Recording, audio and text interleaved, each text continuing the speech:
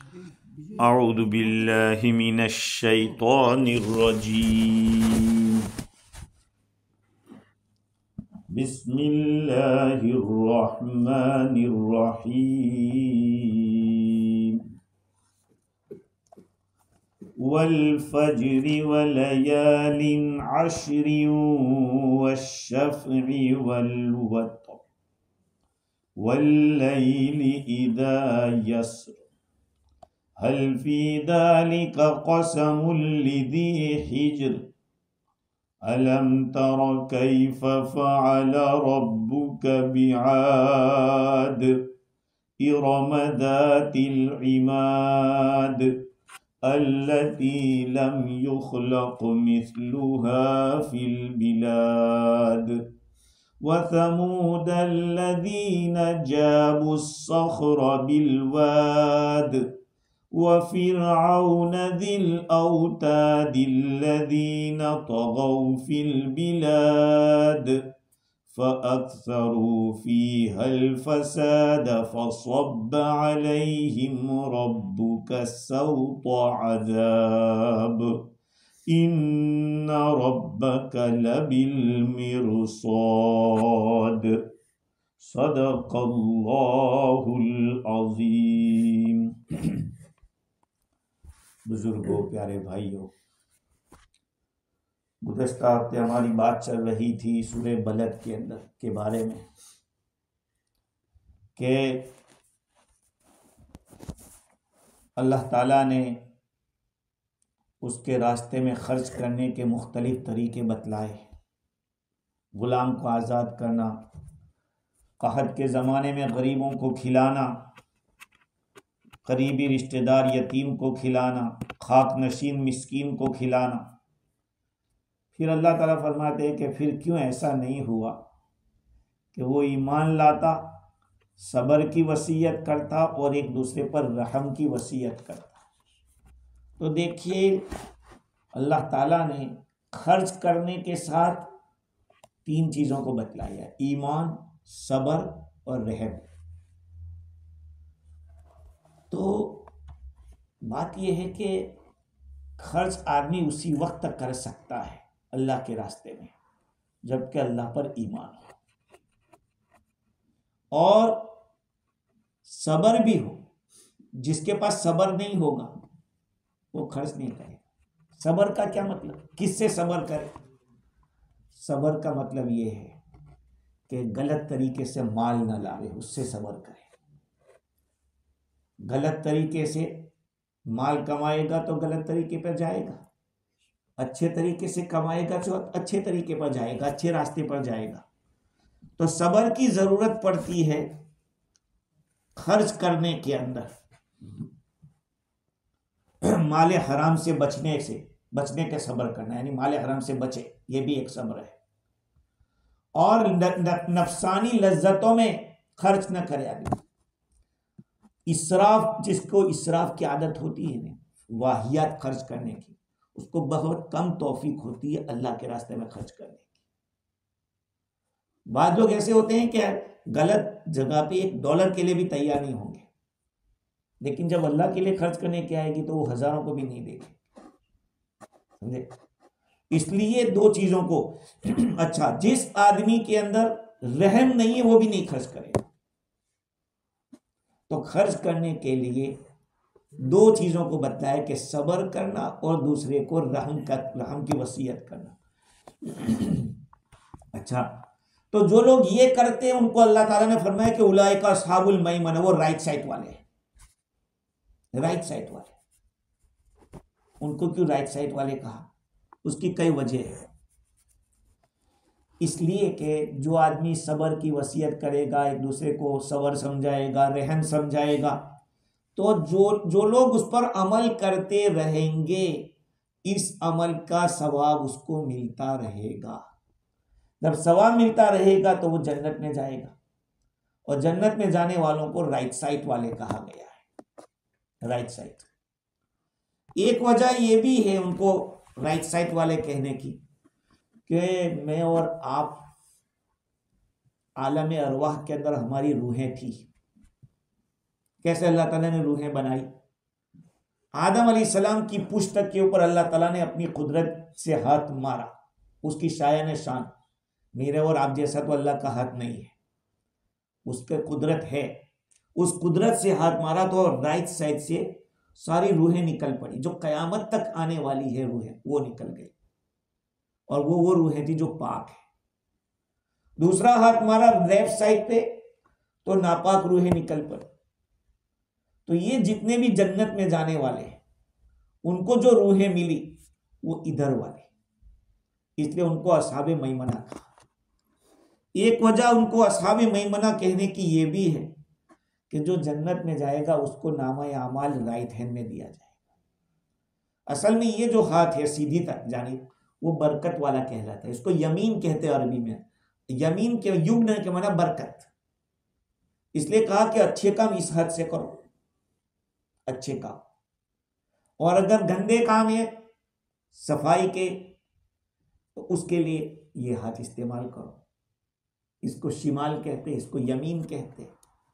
तो चूंकि ये राइट साइड बरकत वाला है राइट साइड को, इसलिए ये इनको यमीन का असहाबे मैमना कहा।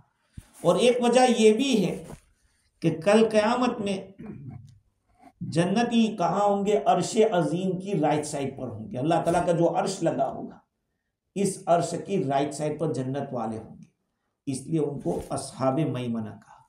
वल्लदीन कफरू बि आयातिना, और वो लोग जिन्होंने कुफ्र किया, हमारी आयतों का इनकार किया, हुम असहाबुल मशअमा, वो लेफ्ट साइड वाले हैं, उनको लेफ्ट साइड वाला कहा इसलिए कि उनके नामा आमाल भी लेफ्ट में मिलेंगे। यह आदम अलैहिस्सलाम के दस्ते कुदरत से, अल्लाह ताला के दस्ते कुदरत से आदम अलैहिस्सलाम के लेफ्ट साइड से उनकी रूहें निकली थी। या ये है कि जहन्नमी अर्श के उधर जहन्नम की तरफ होंगे, लेफ्ट साइड के अंदर होंगे, और उसके मुकाबले यमीन के मुकाबले में ये मशअमा लेफ्ट वाला कहलाता है कि उनको असहाबे मशअमा का। अल्लाह ने उनका ठिकाना बताया, अलैहिम नारु मुसदा, उनके ऊपर ऐसी आग होगी जो बंद होगी, यानी जहन्नम के अंदर होंगे और ऊपर आग से बंद कर दिया जाएगा। बंद क्यों कर देंगे?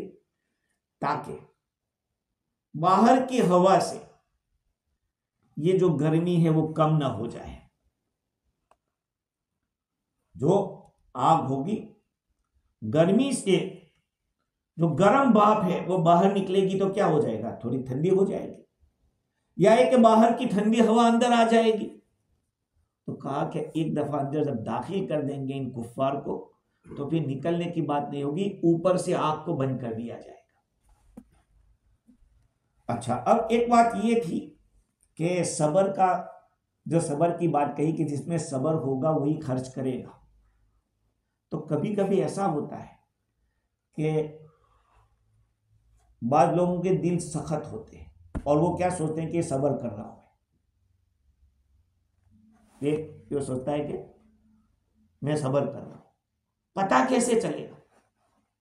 दूसरे की तकलीफ आती है तो हमें उसका अगर दिल में एहसास हो रहा है, परेशानी हो रही, बेताबी हो रही है, तो ये सबर के खिलाफ नहीं है।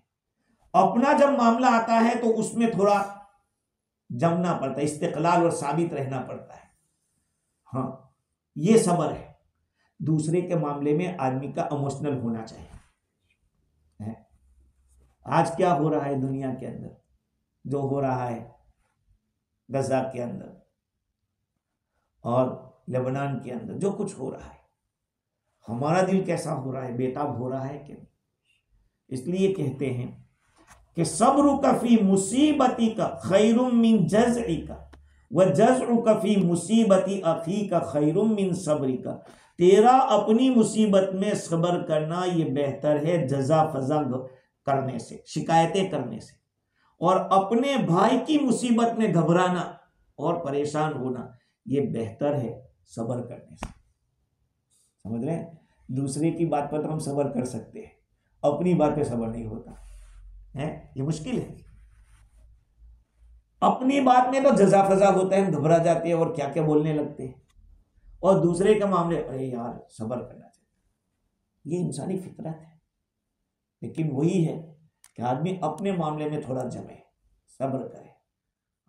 सब्र है ना, अरबी में एलवे को कहते हैं। एलवा जानते हो? एलवा, एलवा, अच्छा, फिजी में भी वो होता होगा। जब छोटा बच्चा दूध पीता है तो उसका दूध छुड़ाने के लिए एक जमाने में औरतें क्या करती थी, एलवा करवा आता है और बदबूदार होता है, उसको तरह घीस के पिस्तान के बटन पे लगा देती थी, ताकि बच्चा जब मुंह लगाएगा तो वो करवा लगेगा, धीरे धीरे वो दूध छोड़ देगा। तो उसको कहते हैं एलवा। तो सब्र में यकीनन बहुत कड़वा है सब्र। बोलना तो बहुत आसान है, लेकिन सब्र के ऊपर जब आदमी उतरता है तो बहुत कड़वी चीज़ है सब्र। खैर, तो ये तो सूरे ला उक़सिमु बिहाज़ल बलद से मुतालिक गुफ्तगू थी। सूरे फज्र मैंने उसकी चंद आयतें पढ़ी है। उन आयतों का तर्जमा देखिए क्या है। अल्लाह ताला फरमाते हैं, वल फज्रि व लयालिन अश्र, कसम है फजर की और कसम है 10 रातों की। वश्शफ़इ वल वत्र, और कसम है जुफ्त की। जुफ्त के माना डबल डबल, 2 4 6 8। वल वत्र, और कसम है ताक की। ताक के माना 1 3 5 7 ये। वल्लैलि इज़ा यस्र, कसम है रात की जबकि वो गुजरने लगे, वो चलने लगे। हल फी ज़ालिका क़समुल लिज़ी हिज्र, यकीनन इसमें अक्लमंद आदमी के लिए बड़ी कसम है। अलम तर कैफ़ फ़अल रब्बुक बिआद, क्या तूने नहीं देखा तेरे रब ने कौम आद के साथ क्या किया, आदे इरम के साथ क्या किया, जो सुतून वाले थे। अल्लती लम युखलक मिस्लुहा फिल बिलाद, वो ऐसी कौम थी कि इस जैसी कोई कौम दूसरी पैदा नहीं की गई थी। व तमूद अल्लदीन जाबुस सख्र बिल वाद, और तूने नहीं देखा तेरे रब ने क्या किया कौम समूद, कौम सालेह के साथ। कौम समूद, सालेह अलैहिस्सलाम की कौम को समूद कहते हैं, उनको आदे उखरा भी कहते हैं, जो वादी से पत्थरों को, चट्टानों को तराशते थे। हाँ, वह फिरऔन ज़िल औताद, और तूने नहीं देखा कि अल्लाह ताला तेरे रब ने फिरौन के साथ क्या किया, जो मेखों वाला था। मेखों वाला नहीं जानते, मेख, नीला कहते हैं, नीला नहीं, नीला नीला कील। वो कोई मुजरिम होता था तो उसको सुला के कील मार देता था, कील ठोक देता था, इतना बड़ा जालिम। तो तूने नहीं देखा कि फिरौन के साथ तेरे रब ने क्या किया, जो मेखों वाला था। अल्लदीन तगौ फिल बिलाद, उन लोगों ने दुनिया के अंदर बहुत सरकशी कर रखी थी। फ़अक्सरू फ़ीहल फ़साद, जमीन में उन्होंने बहुत ज्यादा फसाद किया। फ़सब्ब अलैहिम रब्बुक सौत अज़ाब, तो तेरे रब ने उनके ऊपर अजाब का कोरा बरसाया। इन्न रब्बक लबिल मिरसाद, यकीनन तेरा रब टाक में लगा हुआ है, घाट में बैठा है अल्लाह ताला। हाँ, ये सूरे फज्र है। इस सूरे फज्र को अल्लाह ताला ने कसमें खाई है। अरब लोगों की आदत थी बात बात पे कसम खाने की, तो अल्लाह ताला ने उन लोगों का जो मिजाज था ने उसको भी सामने रखकर कलाम किया है। भाई, आप बाज इलाकों की कसम, बाज इलाकों की आदत गाली बोलने की होती है, बात बात में गाली, और उनकी बात गाली के बगैर पूरी नहीं होती। तो उनको कोई समझाएगा तो गाली से ही समझाएगा, है ऐसा होता है। ये लोग कस्में बहुत खाते थे, कल्ला बिल्ला, कल्ला हाशा कल्ला, इस तरह कस्में खाते। अल्लाह ताला ने भी कस्में खा के उनको बतलाया, और ऐसी चीजों की अल्लाह ताला ने कसम खाई जिसका या तो दुनियावी फायदा था या कोई दीनी फायदा था। ऐसी चीज जिसमें कोई दीनी फायदा हो या दुनियावी फायदा हो, अल्लाह ताला ने उसकी कसम खाई। जैसे हिंदू लोग क्या करते हैं, जिस चीज का फायदा हो उसकी पूजा करते हैं। तो ये तो नहीं होना चाहिए भाई। वो लोग तो शर्मगाह की पूजा करते, वो लोग सांप की पूजा करते, सूरज की, दरिया की पूजा करके, भाई उसमें फायदा है, भाई फायदा जिसने बनाया उसकी करो ना, उसमें फायदा किसने रखा? अल्लाह ताला ने रखा, तो उसी अल्लाह की करो। अल्लाह ताला ने हर वो चीज जिसका दुनियावी फायदा था या दीनी फायदा था, अल्लाह ताला ने उनको कसम खा के बतलाया कि ये कीमती चीज है। अल्लाह ताला किसी चीज की कीमत बतलाना चाहता है। कभी कभी मियाँ बीवी के अंदर कोई बात हो जाती है तो बीवी शोहर को क्या कहती है? तुम खाओ बेटे की कसम, क्योंकि वो जानती है कि बेटा इसको बहुत प्यारा है। और अगर बीवी बहुत प्यारी होगी तो वो कहेगा खाओ मेरी कसम, करते नहीं। तो अल्लाह ताला ने भी बंदों के मिजाज को सामने रखकर कसमें खाई, वल फज्र।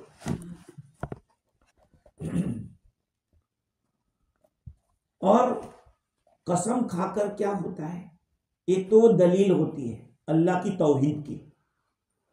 तौहीद की दलील बनाते कि फजर के अंदर क्या होता है, पूरी दुनिया बदल जाती है? पूरे दिन का थका हुआ आदमी जब थोड़ी देर रात को सो जाता है और सुबह होती है तो फिर फ्रेश हो जाता है। अच्छा, फजर दो किस्म की होती है, एक फजर काजिब, एक फजर सादिक। सुबह काजिब, सुबह सादिक। जो सुबह काजिब होती है वो सुबह सादिक से पहले होती है, और वो एक लंबी एक लाइन होती है उजाले की, और उस उजाले के बाद फिर अंधेरा छा जाता है, यानी वो सुबह झूठी थी, सच्ची नहीं थी। उसके बाद जो सुबह आएगी वो फैलती ही चली जाएगी, उजाला होते ही चला जाएगा, ये सुबह सादिक है। समझ रहे बात को? और उसके बाद तहज्जुद का टाइम खत्म हो जाता है, वो सुबह काजिब है, ये सुबह सादिक। अच्छा, जितने अहकाम लागू होते हैं वो सुबह सादिक के साथ, झूठे के साथ क्या हुक्म लागू होगा? सच्ची जो सुबह होती है उसके बाद फजर का टाइम होगा। अच्छा, तो अल्लाह ताला ने इस सूरत को नाजिल करके क्या बतलाना चाहा है? तो अब्दुल अजीज मुहद्दिस देहलवी रहमतुल्लाहि अलैह ने, हाँ ये बात रह गई कि एक मकसद कसम का ये है कि वो दलील है तौहीद की, दूसरा मकसद ये है कि अल्लाह सुब्हानहू व तआला बंदों को शुक्र करवाना चाहते हैं कि इस नेमत की शुक्र करो तुम लोग। अल्लाह ताला ने जो नेमत दी फजर की, उस नेमत का शुक्रिया अदा करो, और 10 रातें जो अल्लाह ताला ने अता फरमाई, अल्लाह ताला का शुक्र अदा करो। तो ये शुक्र के लिए भी अल्लाह ताला इनकी कसम खाता है। तो शाह अब्दुल अजीज रहमतुल्लाह अलैह फरमाते कि इस सूरत को इस वजह से नाजिल किया कि एक सवाल है, उस सवाल का जवाब देना है। सवाल ये है कि लोग कहते हैं, रिवायत में किताब से भी है कि अल्लाह को न तुम्हारी गुनाहों की कोई परवाह है, न तुम्हारी नेकियों की कोई परवाह है। हम सब नेक भी हो जावे तो उसको कोई फर्क पड़ने वाला नहीं है, वो तो जैसा पहले था ऐसा आज भी है। और हम सब निकम्मे हो भी जाए, सारी दुनिया बेनमाजी हो भी जाए, तो उसकी खुदाई में कोई कमी आने वाली नहीं है। वो खुदा हमारे सजदों से नहीं है। हाँ, ये इंसान आदम नहीं थे, आदम अलैहिस्सलाम तब भी खुदा था, है जिसके वजूद की कोई इब्तिदा ही ना हो, वो तो पहले से है। उसको मेरी और आपकी नमाजों की क्या जरूरत है? बस वो तो हमें नवाजना चाहता है, वो कुछ हमें इज्जत देना चाहता है, इसलिए अपने घर में लाता है। वरना मेरा और आपका क्या कमाल है कि उसके घर में हम आ गए, उसका फजल समझो। खैर, तो अब सवाल यह कि जब उसको न हमारी नेकियों की परवाह है, न हमारे गुनाहों की परवाह है, तो फिर इस दुनिया के अंदर गुनाह की सजा फौरन क्यों नहीं दे देता, और जो नेकी करता है उसको फौरन सवाब क्यों नहीं दे देता? समझ रहे हैं बात को? सवाल ये है कि जो आदमी नेक है, चलो कैश ले लो तुम्हारा काम। जैसे दुनिया के अंदर कोई मजदूर होता है, काम करता है, जिसने ज्यादा काम किया कभी तेरी तलब ले ले चलिए। और अल्लाह ताला ऐसा क्यों नहीं करता? जिसने उल्टा किया उसको सजा दे दे फौरन का? नहीं, अल्लाह ताला ने 3 आलम बनाए, 3 किस्म के आलम बनाए। एक हालत दुनिया है, हालत दुनिया जिसमें इंसान को अलग अलग किस्म की जरूरतों में अल्लाह ने बांध दिया है, उसके साथ रिश्तेदारियां लगा दी, और उसके साथ अहकाम लगा दिए कि ये करना पड़ेगा, तुझे नमाज पढ़नी पड़ेगी, रोजा रखना पड़ेगा, गुनाह से बचना पड़ेगा। ये तो हालत दुनिया है। और बीच में एक वेटिंग रखा है, इसको बरज़ख कहते हैं। कब्र की जो जिंदगी है वो हालत बरज़ख कहलाता है। असल तो आखिरत जो तीसरा नंबर आएगा वो आखिरत का है। वो दुनिया दी है इसलिए कि उसको कुछ आबाद कर लो, तोशा उसके लिए ले लो, उसके लिए कुछ कर लो, आखिरत में काम लगेगा तुमको। लेकिन अल्लाह का एहसान है कि बरज़ख में भी जो कुछ दुनिया में ऐसी नेकियां करके हम गए होंगे वो भी वहां काम लगेगी, वहां भी। हाँ, और अगर उल्टा करके गए होंगे तो कुछ ना कुछ वहां से शुरू भी हो जाएगा पनिशमेंट। तो अल्लाह सुब्हानहू व तआला ने चूंकि बड़ी हिकमत वाला है, उसके हर काम में विजडम होता है, तो इसकी हिकमत का तकाजा ये था कि तुमको पहले जो अमल की जगह अमल कर लो बस। हमने जजा सजा के लिए एक दुनिया अलग रखी है जिसको हश्र व नश्र कहते हैं। महशर का मैदान महशर होगा, अल्लाह ताला ने उसका दिन अलग रखा है। अल्लाह ताला ये बतलाना चाहते हैं कि हमने ये रखा है, अब तुम्हारे सामने है। और फिर उस पर अल्लाह ताला ने 3 मिसालें भी दी। 3 मिसालें दी। कौम आद की, आदे उला, आदे इरम जिनको कहते हैं, उनकी मिसाल दी। दूसरे नंबर पे आदे उखरा, सालेह अलैहिस्सलाम की कौम जिसको समूद कहते हैं, उनकी भी मिसाल दी। और तीसरे नंबर पे फिर उनकी मिसाल दी कि देखो इन्होंने जब हमारी नहीं मानी तो उनका क्या हशर हुआ। अच्छा भाई, 3-3 मिसालें लाने की क्या जरूरत थी? 3-3 मिसालें इसलिए लाए कि अगर एक आध मिसाल दे देते तो कभी कभी जो पहलवान होता है वो कमजोर आदमी के सामने भी गिर जाता है, लेकिन बादशाह को जब ऐसा लगता है कि यार ये तो कुछ उल्टा हो तो फिर से करो, ताकि पक्की बात हो जाए कि हाँ। अल्लाह ताला 3-3 मिसाल लाके बतलाना चाहता है कि देखो हम इत्तिफाकी तौर पर नहीं करते, हमने तो जिसने हमारी नहीं मानी है उनके साथ हमने बार बार ऐसा किया है, ये हमारी आदत है। देखो ये 3 कौमों को हमने, और भी कौमें थी लेकिन 3 की मिसाल बतलाई। अब देखिए फजर की तफसीर क्या है, फजर किसको कहते हैं। फजर की तफसीर में उलमा ने मुख्तलिफ अक़वाल नकल किए कि ये सुबह की कसम खाई अल्लाह ताला ने, सुबह की कसम, सुबह के वक्त की कसम। क्यों सुबह के वक्त की कसम खाई? इस वजह से सुबह के वक्त की कसम खाई कि वहां पे रात खत्म होती है और दिन शुरू होता है। जैसे ही सुबह होती है कि लोग फैलना शुरू हो जाते हैं, चलना शुरू हो जाता है, जानवर भी इंतजार करते हैं, परिंदे भी अपने घोंसलों में इंतजार करते हैं कि जरा सुबह होगी तो हम अपने भूखे पेट निकलेंगे कुछ खाना दाना पानी निकालने के लिए, ढूंढने के लिए, उस वक्त के इंतजार में। इसलिए आप देखना सुबह सुबह ची ची ची ची सब परिंदे अपनी आवाज निकालते होंगे, गोया कि वो इंतजार में बैठे कि अभी सुबह हो, थोड़ी रोशनी हो, हम निकल जाए अपनी रोजी रोटी की तलाश के। इसी तरह से इंसान भी इंतजार में रहता है। क्या सोचता है? आज सुबह जल्दी जाना है, सुबह में जल्दी काम पे निकलना है, हर एक इंतजार में था कि सुबह हो तो चाहेंगे। ये जो वक्त होता है ना, वो एक लोगों को याद दिलाता है कि एक वक्त वो आएगा कि इसराफिल अलैहिस्सलाम जब फूकेंगे तो सारे लोग अपनी कब्रों से उठ उठ के भागना शुरू हो जाएंगे, उठ उठ के निकलना शुरू हो जाएंगे।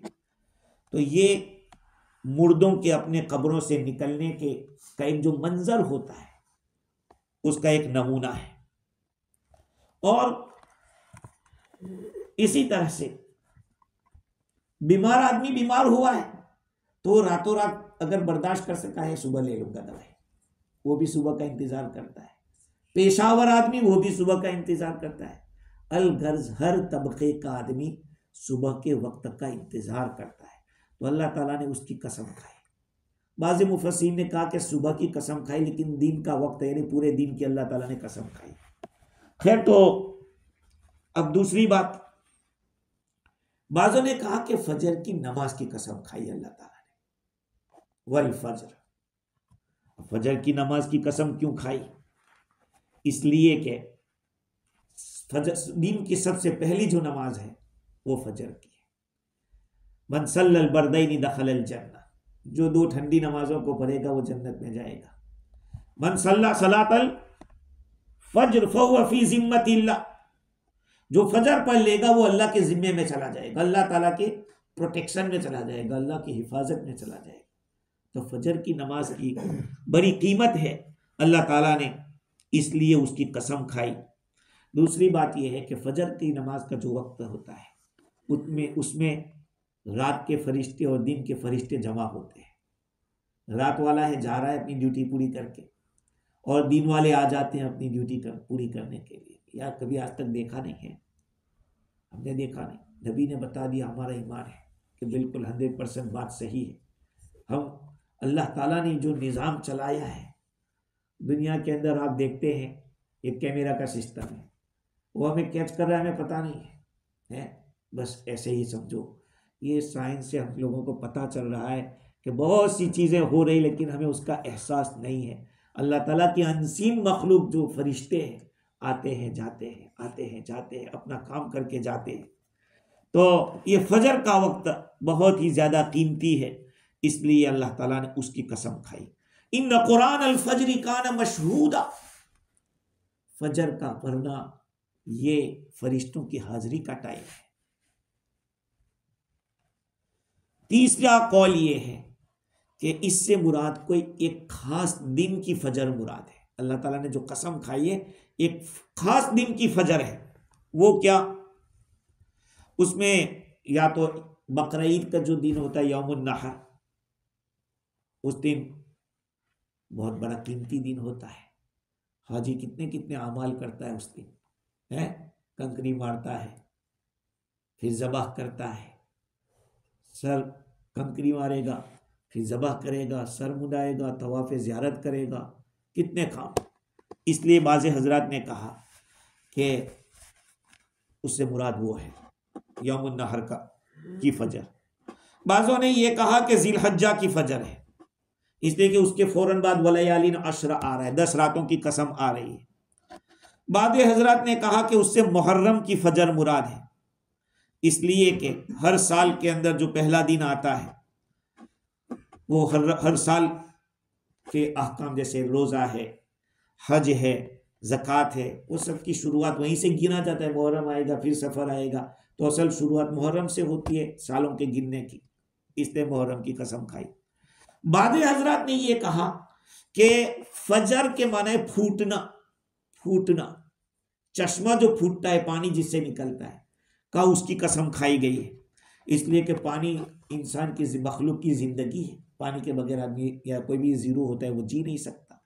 बाद हजरात ने यह कहा, बाद मुफस्सिरीन ने तिबियान के हवाले से साहिब रूहुल बयान ने लिखा कि यहाँ पे रसूल अकरम सल्लल्लाहु अलैहि वसल्लम के दस्ते बाबरकत से जो पानी निकला था, पानी फूटा था, चश्मे निकल के, जैसे ताइफ के मौके के ऊपर पानी की ज़रूरत थी, हुजूर के हाथ मुबारक से इतना पानी निकला, ऐसे फवारे की तरह निकला कि कितने लश्कर को काफ़ी हो गया, कितने लोगों को काम आया। ये हुजूर का मौजिज़ा था, का वो मुराद है। और बाज़ों ने ये कहा कि ज़मीन फटी थी और उसमें से सालेह अलैहिस्सलाम की जो ऊँटनी निकली थी, जिसका तज़किरा पहले गुजरा है, कहा अल्लाह ताला ने उसकी कसम खाई। अब वो तो देखो, तफसीर जो होती है, तफसीर वो ऐसी होती है कि जो मीनिंग लफ्ज होगा उसके अंदर कौन कौन सा माना फिट बैठ सकता है वो कहेंगे, लेकिन अगर हदीस मिल जाती है इसके ऊपर तो वो सोने पे सुहागा, और वो उसको ज्यादा फिक्स समझा जाएगा कि अल्लाह के नबी सल्लल्लाहु अलैहि वसल्लम ने इसकी तफसीर ये बतलाई है। जैसे बाज़ रिवायती यौमुन नहर का पता चलता है तो फिर उसी को मुराद लेना ज्यादा बेहतर होगा। वल फजरी वलयालिन अश्र, अल्लाह ताला कसम खा रहे 10 रातों की। अब ये 10 रातें कौन सी है? या तो बाज़ हजरात ने कहा कि रमज़ान के आखिरी अशरा मुराद है, इसलिए कि उसमें एहतिकाफ किया जाता है, शब कदर को तलाश किया जाता है। बाज़ों ने कहा कि इससे मुराद मुहर्रम के 10 दिन, जिसमें आशूरा का दिन होता है और उसके रोज़े भी बड़े कीमती होते हैं, मुहर्रम के 10 दिन के रोज़े, आशूरा की फजीलत भी आप लोग जानते हैं, तो वो मुराद है। बाज़ों ने कहा कि नहीं, जिलहज्जा के जो 10 दिन है, अशरे जिलहिज्जा, कहा कि उसका एक एक रोज़ा 1 साल का बराबर सवाब रखता है, और हर रात की इबादत शब कदर की इबादत के बराबर सवाब रखती है, इसलिए आशरे ज़िलहिज्जा मुराद है। ये भी हदीस में आया कि भाई कोई भी अमल इतना कीमती नहीं है उस दिन ज़बह करने से, कुर्बानी के दिन। कहा कि जिहाद में जाना, कहा वो भी नहीं। हाँ, कोई गया और अपनी जान खलास कर दी, उसने कुर्बान कर दी, कहा कि वो अफजल हो सकता है। तो ये 10 रातें ये मुराद हैं। और शाह अब्दुल अजीज देहलवी रहमतुल्लाहि अलैहि ने कौल ये नकल किया कि ये रातें अलग अलग रातें हैं। मिसाल के तौर पर 5 रातें तो रमज़ानुल मुबारक के आखिरी जो 21, 23, 25, 27, 29 ताक़त जो होती है शब कदर की तलाश के लिए, वो 5 रातें, और उसके साथ ईद उल फित्र की जो रात होती है वो छठी, 7वीं रात ईद उल अदहा की हो जाएगी, और 8वीं रात 7वीं रात अरफे की होगी, 9 ज़िलहिज्जा की, बड़ा कीमती भी अरफा, और रात भी उसकी बड़ी कीमती। 9वीं ईद उल अदहा की, और बल्कि हाँ 8वीं ईद उल अदहा की, 9वीं शब मेराज, आप सल्लल्लाहु अलैहि वसल्लम जो मेराज में तशरीफ़ ले गए थे, कहा वो, और 10वीं शब बारात का, ये 10 रातों की कसम खाई है। तो इसमें भी मुख्तलिफ अक़वाल हैं। अल्लाह ताला ने अल फजर को अलिफ लाम की टोपी पहनाकर बयान किया, वश्शफ़ई वल वत्री के अंदर भी अलिफ लाम है, वत्र में भी, लेकिन लयालिन आशरा को तनवीन के साथ बयान किया। ये इन रातों की ताज़ीम पर दलालत करता है। वश्शफ़ई वल वत्र, और कसम है शफ़अ की और कसम है वत्र की। शफ़ा और वत्र कहते हैं जो अदद तकसीम हो जाता है उसको शफ़ा कहते हैं। क्या कहते हैं इंग्लिश में उसको? 2, 4, 6, 8, 10, 12 इवन नंबर्स। और वत्र के माना 1, 3, 5, 6 और नंबर। तो अल्लाह ताला ने इन 2 चीजों की कसम खाई। अब ये 2 क्या है? इवन नंबर क्या है और ओड नंबर क्या है? इसके अंदर तकरीबन 20 अक़वाल नकल किए। कितने? 20 अक़वाल इमाम राजी ने लिखे। कहा कि जो इवन नंबर है उससे मुराद 10 ज़िलहिज्जा जो कुर्बानी का दिन है, और जो ओड नंबर है वो अरफे का वो 9 है शफ़ई वल वत्र। एक कौल तो ये है। दूसरा कौल ये है कि अय्याम तशरीक जो है, अय्याम तशरीक वो हज के आमाल के जो बकिया दिन रहते हैं वो भी बहुत कीमती है। अल्लाह ताला ने उसके भी अहकाम बतलाए हैं। तो शफा यौमुन नहर के बाद जो 2 दिन आएंगे वो, और जो तीसरा दिन आएगा वो वत्र। अय्याम तशरीक के अंदर कितने होते हैं? कुर्बानी के दिन के बाद 3 दिन होते हैं नहीं, 11, 12, 13। तो कहा पहले 2 शफा हो जाएंगे और वो तीसरा होगा वत्र हो जाएगा। बाज़ों ने ये कहा कि आदम वत्र से मुराद आदम है कि आदम अकेले थे, आदम अलैहिस्सलाम, और उनको जोड़ दिया, हव्वा अलैहिस्सलाम से जोड़ा बना दिया, तो कहा कि वो शफा मुराद है। और बाज़ हजरात ने कहा कि नमाजों के अंदर जो 4-4 रकात है, 2-2 रकात है, वो शफा है, और जो 3-3 रकात है वो वत्र है। और 5वां कौल ये है कि शफा इवन नंबर वो है अल्लाह ताला की मखलूक। वमिन कुल्ली शैइन खलकना ज़ौजैन, हमने सारी मखलूक को डबल डबल बनाया, रात और दिन, सुबह और शाम, सूरज और चांद, आसमान और ज़मीन का, ये सारी चीज़ें डबल डबल बनाई। और वत्र क्या है?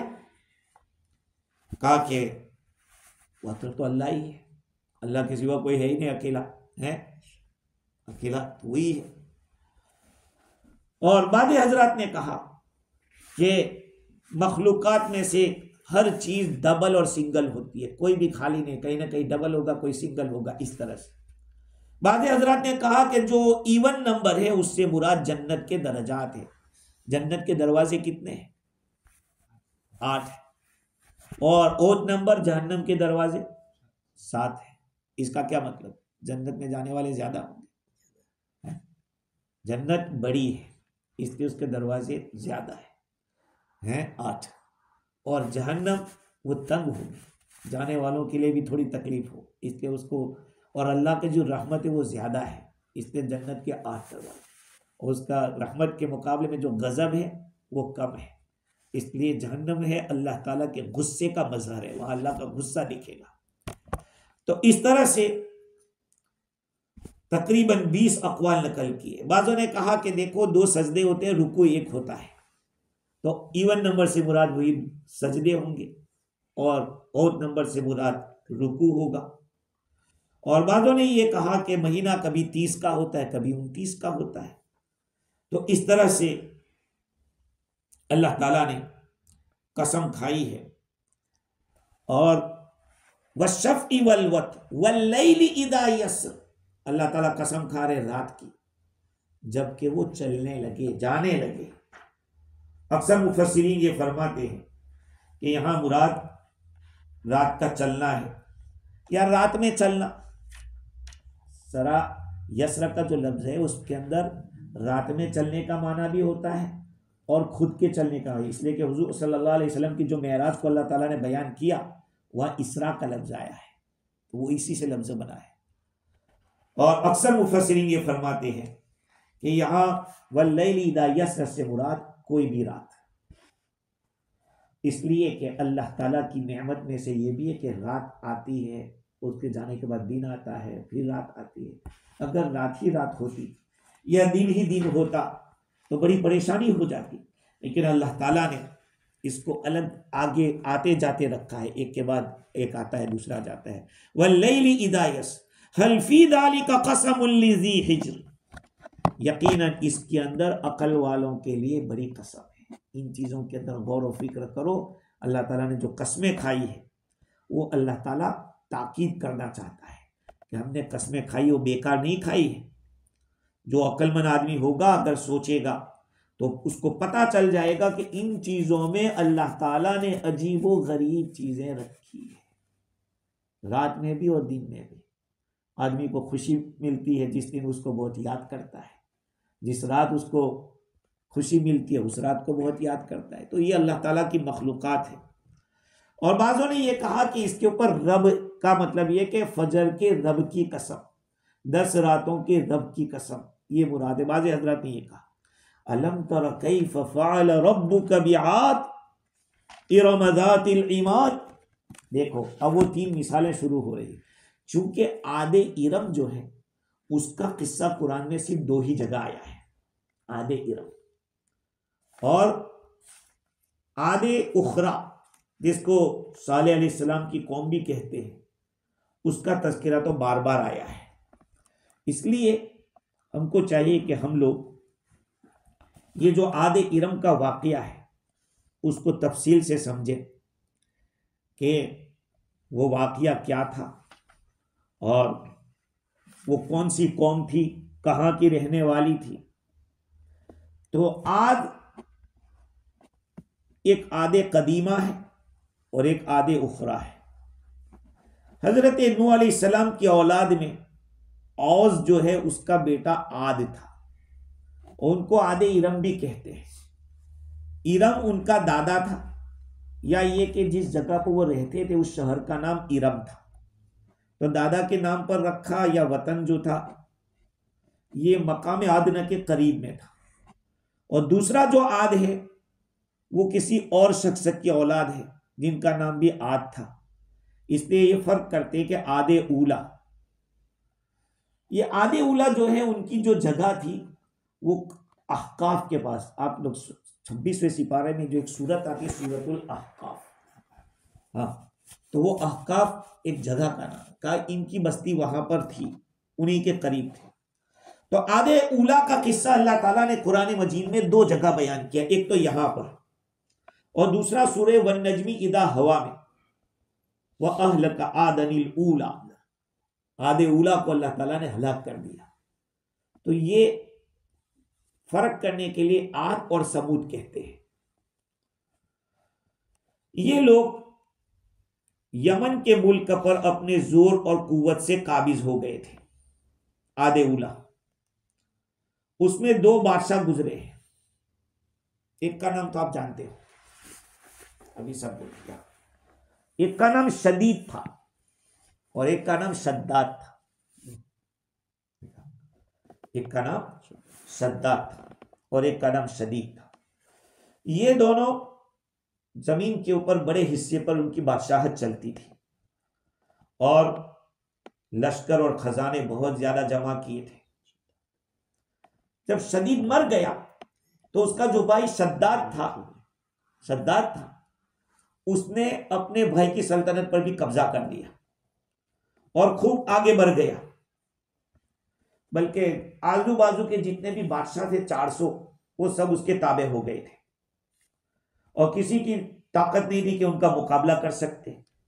और तकब्बुर की वजह से उसने खुदाई का दावा कर दिया था। अब मौलाना लोग, आलिम लोग जब उनको समझाते थे तो वो क्या सोचता रहे, यार रहने दो, हमें क्या जरूरत है। आदमी दो काम के लिए बहुत ज्यादा मरता है, एक तो कुर्सी के लिए मरता है, मैं बड़ा बन जाऊं, मैं सब पे कब्जा कर लूं, ये इसके लिए लोग मरते हैं, और दूसरा मालो दौलत के लिए। इसने कहा कि मुझे तो दोनों चीजें हासिल है, तो मुझे क्या जरूरत है, मुझे किसी चीज की जरूरत नहीं है। ये शद्दाद ने कहा, मनसब की तरक्की हो या मालो दौलत हो। अच्छा, जब उसके सामने ये बात रखी गई कि देख अल्लाह ताला ने जन्नत भी बनाई है, जहन्नम की, अरे कहा कि जन्नत में यही बना दूं, तो मैं यहीं पे जन्नत बना देता। तो उसने पूरी दुनिया के, बल्कि अपनी जो आजू बाजू के 100 आदमियों को मुकर्रर किया कि ये 100 आदमी है, इनको जन्नत बनाना है और इनका काम क्या होगा, हर एक के साथ 1000 आदमी होंगे और जैसा ये कहेगा 1000 आदमी को वही करना है। और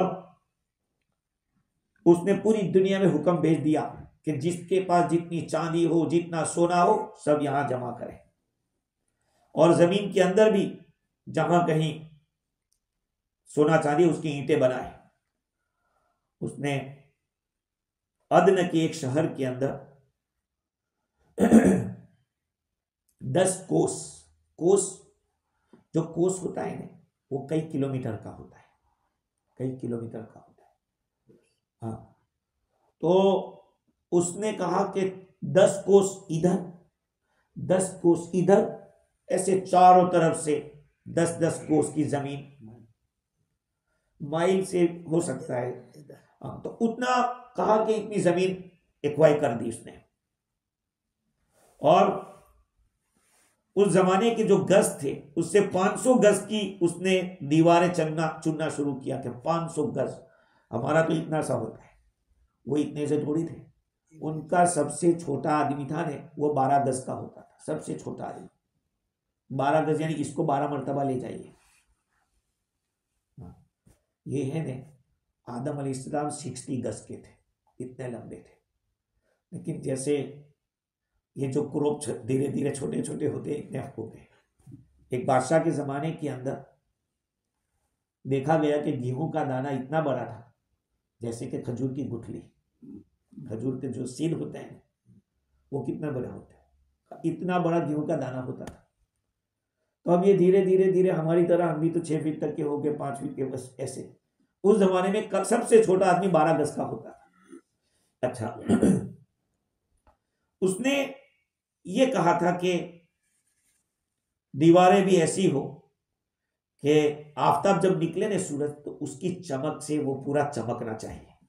और उसने 1000 महल बनाने का ऑर्डर दिया कि 1000 महल बनाए जाए और हर महल 1000 सुतून का हो और हर सुतून के ऊपर जवाहिरात लगे हुए हो और दरमियान में शहर के एक नहर बनाई और हर मकान में जो हौजें थी उसने सब तैयार कर दिए। इस तरह से नहर से हर मकान को जोड़ दिया गया और हर मकान में हमेशा फुवारे उड़ा करते और चादरें